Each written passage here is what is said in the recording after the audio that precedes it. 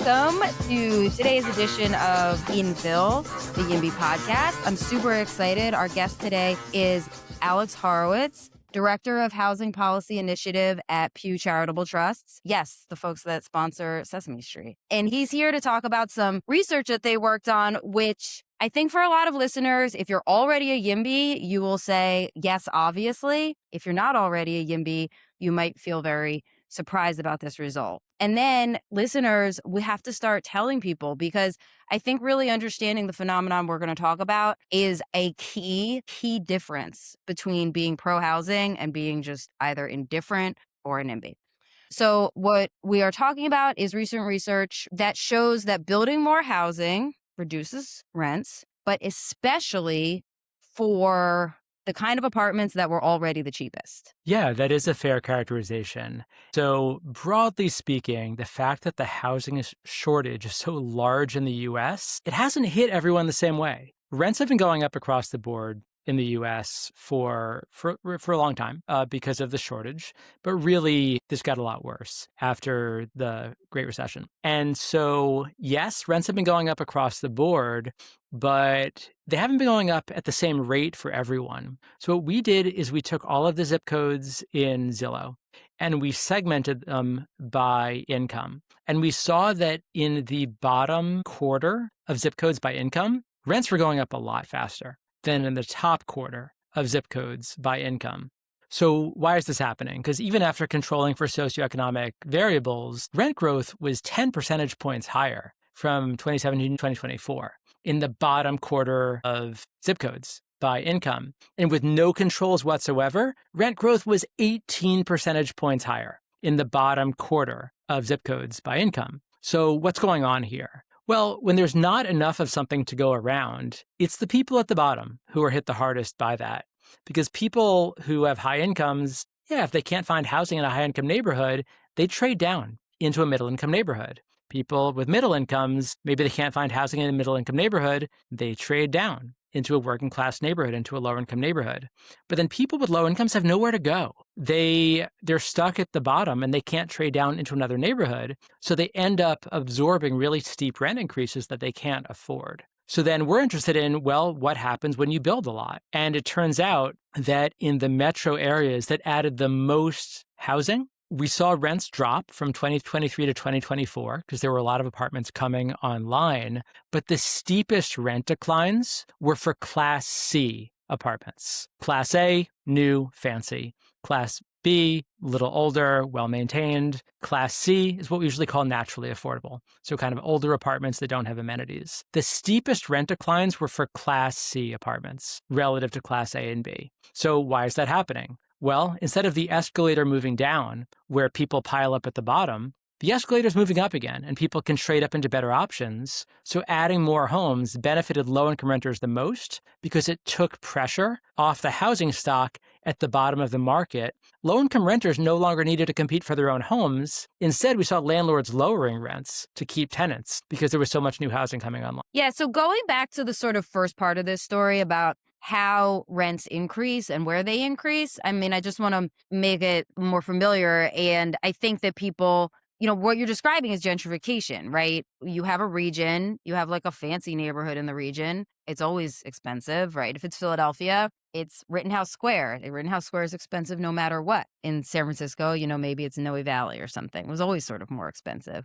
But as there's a housing shortage, then the cheaper neighborhoods get more expensive and people, this is gentrification. And it seems a bit intuitive when we think about it this way, right? Like maybe rents are going up in the most expensive neighborhoods, but they were already so high.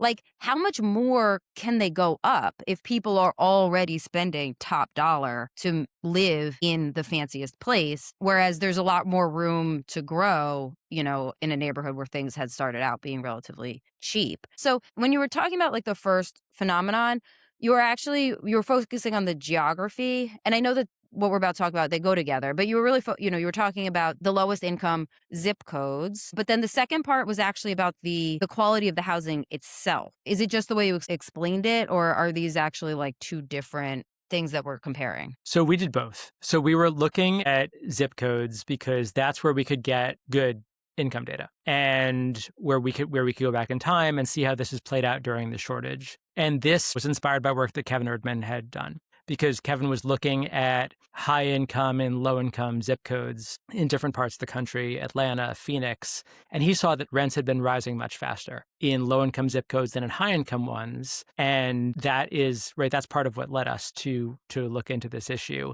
and see if this was broadly true, because he was looking at particular markets and looking at individual zip codes, and we wanted to do this systematically and review the whole country, which took a while, and pull income data from census to match it up with Zillow zip codes.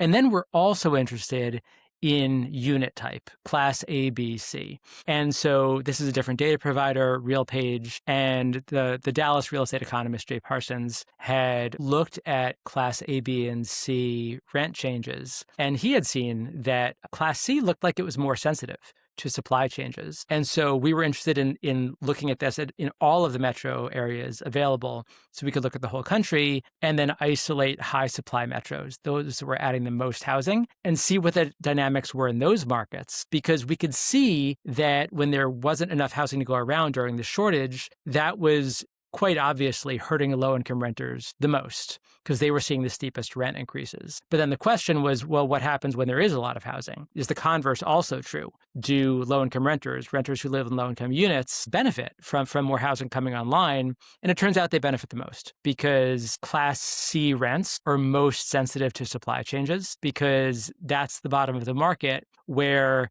there's really a crunch when there's not enough housing. And so alleviating that stress has the biggest impact at the bottom of the market. This also makes sense, right? Like when you're getting an expensive apartment, part of the reason you're getting the expensive apartment is housing. You need a roof over your head. But part of it is it's a type of just luxury consumption good, right? You're like deciding to also get someplace that has a gym, that has a dog washing station, that has a beautiful view, right? And so all of those things have their own value, right? That is not going to be reduced by there being tons of supply, right? Like if you're getting some of the most expensive places, you might be like renting somewhere with a lot of cachet, right? Like that it has its own value besides just the fact that you need a roof over your head. Whereas the oldest, sort of worst apartments, like the only thing great about them is that it's a roof over your head, more or less in the location you need. Still might be not a great location, but at least it's like in the economic region you need, close enough to your work or school or community. And so, yeah, as you get more options, since there's not that much else those places offer, their value will go down. So is that all like a fair description of what happens? Yeah, that's right. Because when a new building gets built, the people who move into it have high incomes, because construction is usually something only that pencils for builders at the top of the market, where they can get a strong enough return on investment to build it. And then so the question is, okay, but how does that affect the rest of the market? And that's a question that's been answered a few times now. Evan Mast, who's now at Notre Dame, had done research on moving chains and how new buildings set off moving chains, where people who move into the new fancy building have higher incomes, but then the units that they vacate tend to be occupied by people moving in from neighborhoods where the incomes are a little lower. And the units they vacate tend to be occupied by people moving in from neighborhoods where the incomes are a little lower, and so on, until he got to the sixth step in the moving chain. And most of the moves by the sixth step are occurring in neighborhoods with below average incomes. So we know housing markets are connected to each other. And then that's been replicated in Helsinki, finding the same phenomenon there with moving chains. And then there was a new paper that just came out in March of 2026, looking at a new fancy condo building in Honolulu, getting the same result, seeing that set off a series of moves. And so the people who moved into the building, yes, mostly higher incomes, but once they moved in, the units that they freed up were occupied by people moving in who had lower incomes, and that the housing they vacated had a lower cost per square foot than the new fancy building. So housing markets are interconnected. We know that people move between neighborhoods. We know that people move between housing types. A lot of people are in a one-bedroom and they want a two-bedroom, or a two-bedroom and a three-bedroom, or they're in an apartment building and they want to be in a townhouse, or they're in a single-family detached house and they want to downsize into a condo. But if there's none available, then that stifles the ability to move. And so when there's a lot of housing coming online, it just creates a whole new set of options. And so people can move into something that works better for them. But you're absolutely right. At the bottom of the market, we're talking about housing where people have low rents and people mostly have low incomes. We're not talking about a lot of amenities. We're really talking about a place to live, something simple. And so decisions are driven by what people can afford. And when there's nothing they can afford, that's when we get into real problems: homelessness, evictions, displacement. And so allowing more homes is a lot of the solution to what's missing at the bottom of the market, which doesn't mean people won't need subsidies. People who are too poor to afford housing are still going to need subsidies, but having a market with options just creates a whole different scenario. And that's why in the places that are adding the most housing, we see the biggest benefits accruing to people who live in older, naturally affordable units. I'm glad you mentioned Evan Mast, because I thought you even were using the same kind of chain of moves data that he got from the U.S. Postal Service. So, but this is kind of neat, actually, like in a way better. From a different kind of data source, you're still seeing really the same phenomenon, right? I mean, his thing was focused not on prices. His thing was focused on vacancies. And I really think that chain of moves gets to the heart of whether somebody is just very, like, even instinctually pro-housing. If it's intuitive to you that each new 100 apartments is actually creating openings in the region, then yeah, people are much more automatically YIMBYs. But you really got to it, like a very common argument against building more housing is this claim that the housing markets are not in fact connected. Very quickly, the chain breaks, that somebody might move into this new apartment building, but then the place they vacate, I don't know what the theory is. The owner just keeps it empty forever, or I don't really know. But if it's your intuition that chain doesn't exist, then yeah, you're going to be more of a housing opponent. So we had the chain of moves research several years ago, and now you guys have this research that focuses on rents, which is another way of interacting with the phenomenon. You mentioned some research before by Kevin Erdman, but what inspired this particular project? How did it get going? We've done work on homelessness. And so we're very interested in how the availability of housing affects homelessness, because homelessness is a core issue for us. So why is the rate of homelessness 20 times higher in San Francisco than in Houston? Why is the rate of homelessness 17 times higher in Vermont than in Mississippi? And so housing costs explain most of the variation in homelessness between cities, between counties and states.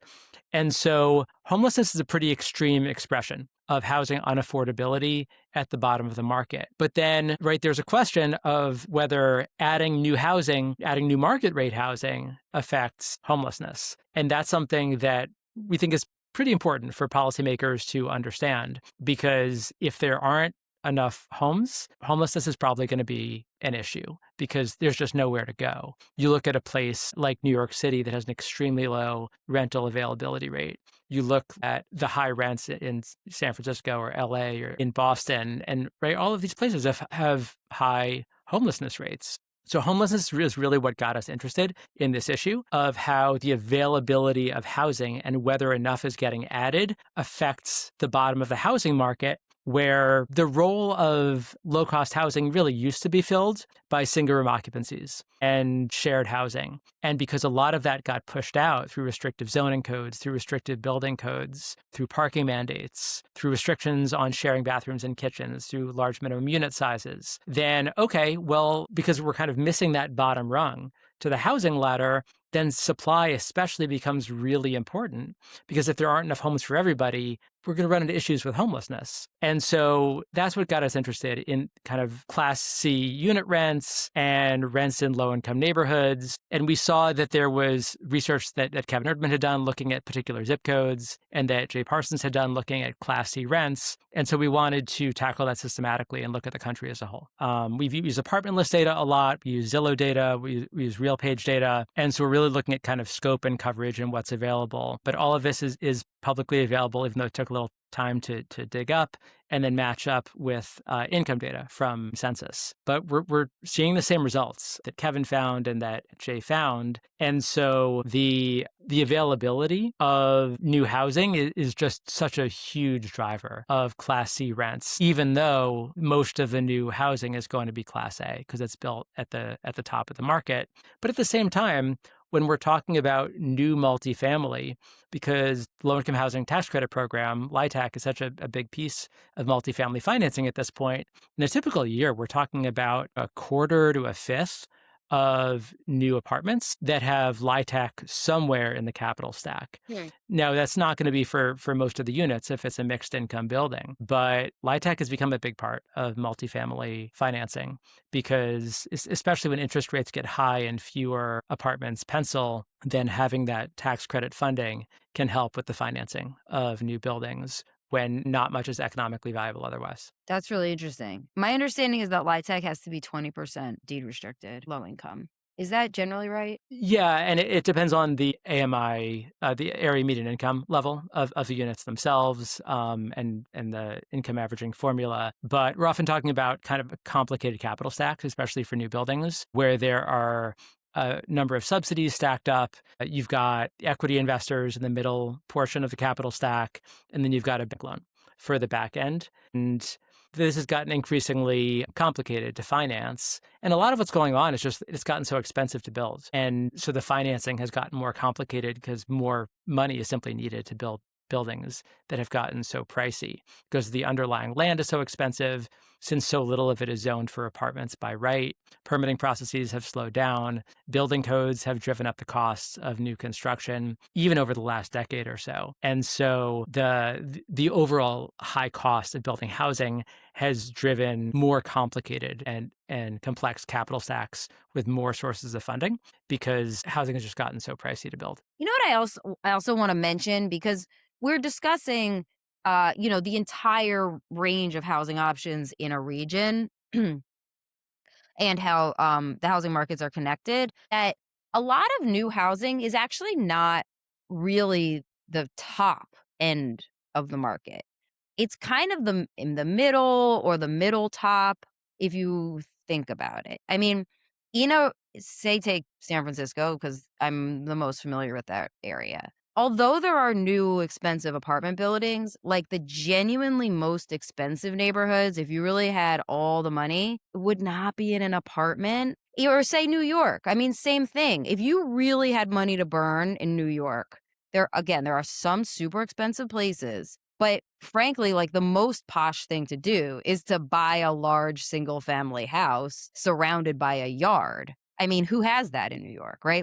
That's the top of the market. The real top of the market is probably something that was built 100 years ago or 150 years ago that's extremely beautiful and has an incredible reputation, right? And a lot of new stuff's really not that fancy. I mean, most of the new stuff, it seems like all over the country, are townhomes, 3 stories, stuck together, made out of drywall and wood. This is very middle of the market stuff, actually. It's a little bit of a tangent that I was reminded that a lot of times it feels like it's top of the market because we're really focused on like the most affordable housing. But if we're really thinking about, the entire market in an area, it's not necessarily. Single family detached housing is still the most expensive housing. Yeah. Undoubtedly. And so we absolutely see that when townhouses are allowed, because minimum lot sizes are smaller, builders are happy to build townhouses. They know how to do it. It's still fee simple. A buyer can get a mortgage if they qualify, with mortgage lending being as tight as it is, and buy a townhouse, and that costs less than a single family detached house. And the savings really are about the land at that point more than the construction type, because it's not that the cost per square foot is lower to build a townhouse, but it's that land is expensive. And so being able to use less land makes the house cost less. We've taken a look at Houston's minimum lot size reform and publicized some research done by Jake Wegman and colleagues at UT Austin, where they found that after Houston began allowing homes on small lots, when they reduced their minimum lot size from 5,000 square feet to 1,400 square feet, a subsection of those townhouses that they looked at cost 38% less than a single family detached home in Houston. That's a dramatic source of savings. And some of the other research that has looked at townhouses consistently finds that they cost less than single-family detached homes. And so that is a pretty clear way to economize on housing. Now, so far, minimum lot size reforms have not been that common. Going into the 2025 legislative session, there still weren't any states that had reformed their minimum lot sizes to allow homes on small lots. Texas did in 2025. In their larger cities, they passed a law to allow homes on 3,000 square foot lots in unbuilt parts of the city on unplatted land of at least 5 acres. And then Maine, in the same legislative session, began allowing homes on smaller lots throughout the state with staggered minimum lot sizes depending on the area. And then this session in 2026, we see Kansas and Idaho passing the strongest minimum lot size bills in the country to allow starter homes on small lots. And that's a great way to enable lower cost homeownership and figure out a way that people can afford more space and homes can be built closer together so people can be closer to the places they go every day. But this kind of reform has not really taken off. There are a handful of cities that have done it. Spokane, Washington, Durham, North Carolina, Austin, Texas, but this still hasn't spread to the same degree where we're seeing accessory dwelling units, for example, or allowing apartment buildings near transit stops and on commercial corridors.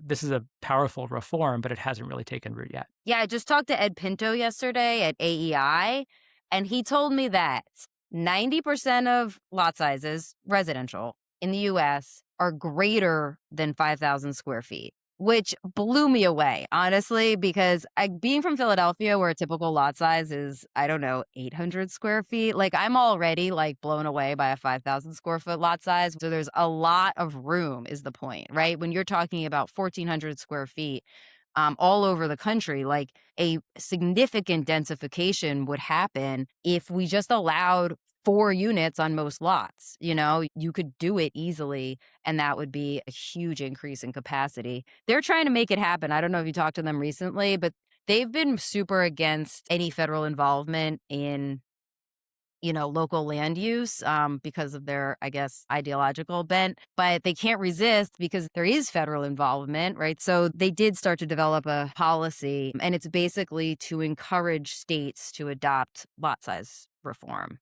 because they're super enthusiastic about it. I think, doubling down on what you're saying about it being under leveraged. Do you have any theories actually about either why it's not so far as well adopted? Because at first you said it wasn't that well adopted, and then you had some examples of folks working on it. I do want to add, I would argue that SB 9, the lot split bill, is a lot size reform. And California did that a couple years ago. That's true. I mean, lot splits and duplexes have the same implications for allowing homes on smaller lots. Mm-hmm. You can't make someone buy more than this amount of land because that's been a primary tool of exclusion, is setting large minimum lot sizes so that someone can't live in your community if they can't afford half an acre of land. Right? That was really the mechanism by which communities excluded. And we see that when people have more choices, they choose what's best for them. And for a lot of people, that means doing less maintenance and living closer to the places they go every day. And so the point is for people to have more choices and be able to move to the place that's best for them. And really, because housing markets are regional, that does mean that ultimately states do need to set some guardrails, and we do need states to get involved because no locality can solve housing affordability on its own. One of the results that we saw in this research, looking at rents by zip code income and looking at class A, B, and C rents, is that regional housing supply drives rents in a locality more than supply within that locality because housing markets are regional. And so if one town of 5,000 people or 10,000 people allows a few more apartment buildings, that's good, right? That gives more people more options, and it's good for their economic vitality, and it's a step forward for housing affordability, but it's a really small one. If none of the towns around them act, then not much improves because housing markets are regional.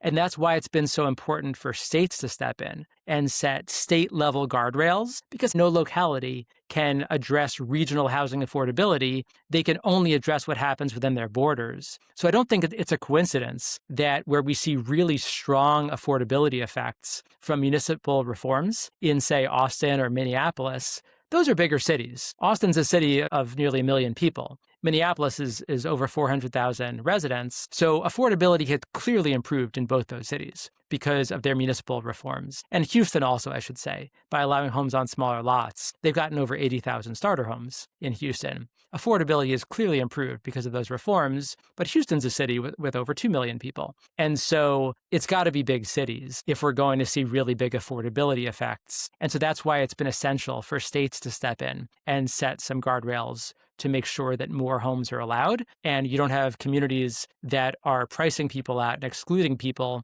because that affects job markets and economic growth in the whole region. So a lot of times people are like, oh, zoning was invented in Berkeley in 1914 or whatever, or it was invented in New York. And that's absolutely not true, because in England in 1588 was the Erection of Cottages Act. And I won't even say that that's the first thing. And it was a minimum lot size law. There was a requirement to have 4 acres of land per house. And it was exactly the kind of like stupid reasoning that caused people to much later ban SROs, which is that folks were living in crowded conditions and they were poor and they were like, it was so let them eat cake, right? Like, well, geez, they're so poor because they don't have any land. So people shouldn't be allowed to have a house without land. But they didn't suddenly get rich enough. You know, if they were rich enough to buy land, they would have bought it. Anyway, it was repealed in 1775. And actually around that, in the 1600s, there were commenters who were saying that people were leaving England to go to the US. You know, it wasn't the US yet,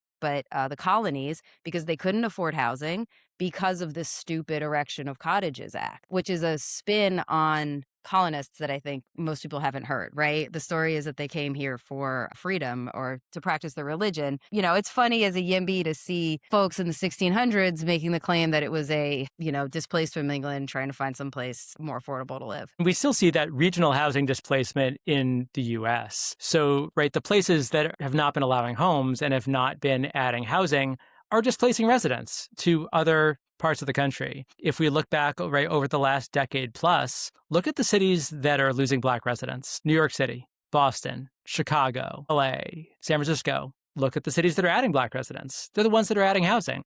Austin, Charlotte, Raleigh, Minneapolis, Houston. And so people are moving between regions, and it's often not by choice. It's because they're priced out of their own city or their own region by the fact that there aren't enough homes getting added, and especially lower cost homes, apartments, townhouses, duplexes, accessory dwelling units. And so that's resulting in regional displacement throughout the US, where people are absolutely getting pushed out of their own city, out of their own region by restrictive zoning codes, building codes, permitting. Yeah, people make big moves. In the San Francisco Bay Area, sometimes people complain. They're like, why is the rest of the country so focused on us? Why do they care so much what happens to us locally? And over the years, actually, because running YIMBY, seeing that our membership, there was so much turnover in our membership, right? By definition, if you're in the Bay Area and you're joining a group that's supposed to be working to achieve housing affordability, it's because it's something that's really a pressure for you. And so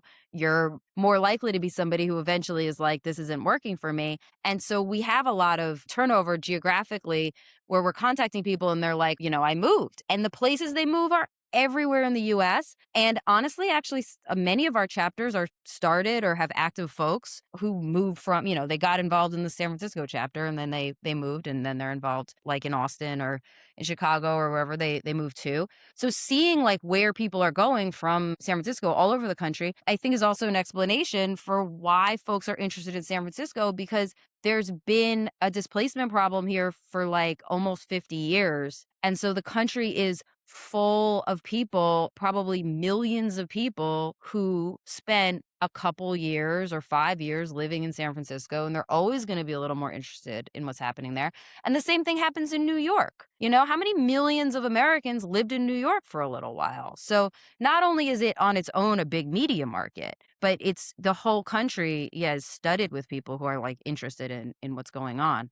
But back to the incentives. Incentives for policy, I'm finding, is a big buzzword now. As certain funders and policymaking community is like, let's get the incentives right so that pro-housing policy can pass. And I'm really excited actually for people to be talking about that and thinking about it, because I think it's something for, those of us who have been in the housing reform world for a while, that we've always been focused on. We just haven't exactly been talking about it that way. But when we're talking about moving decision making to levels of government where the government is managing a larger number of people and a larger space, right? We might call that a higher level of government. Could be a regional body, right? Maybe there are cities also in that region, but there's some sort of umbrella organization or even a state. Those are the electeds who have the right incentive to be passing sensible housing policy. And the reason that their incentives change is two reasons. One,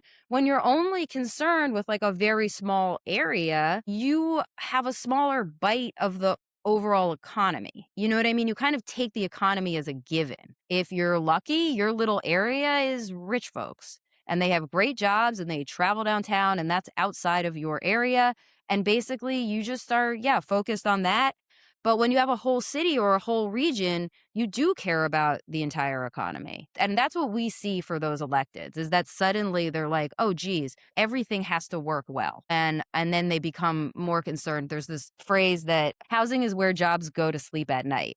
And it's like so tragic that we have to reframe it, right? It's not good enough to just say like people need somewhere to live, but it does help connect it because politicians are used to being like, yes, we need jobs, that's great, that's great. So then you have to tell them like, where do the jobs sleep at night? And they're like, oh, okay, great, housing, we want that too. I'm interested actually speaking of policymakers is what has the reception been? We've definitely seen a lot of interest because overall, I think that some of the folks in the pro-housing space have probably focused too much on the fact that eventually new housing gets old and cheap. And in 30 or 40 years, this housing won't cost a lot. I don't think that's how housing markets really work. Yeah, okay, buildings do cost less, right, a few decades down the road. But most of the benefit of adding new housing is not that it will eventually be cheap. It's that it immediately takes the pressure off the existing housing stock so that people are not in a battle for their own homes. And that's especially true for the 35% of the population who rent,